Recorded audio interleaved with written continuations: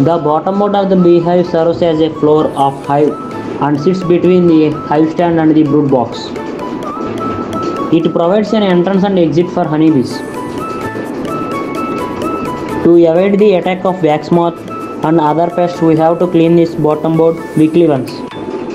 Clean the bottom board with the brush and a periphery of the box.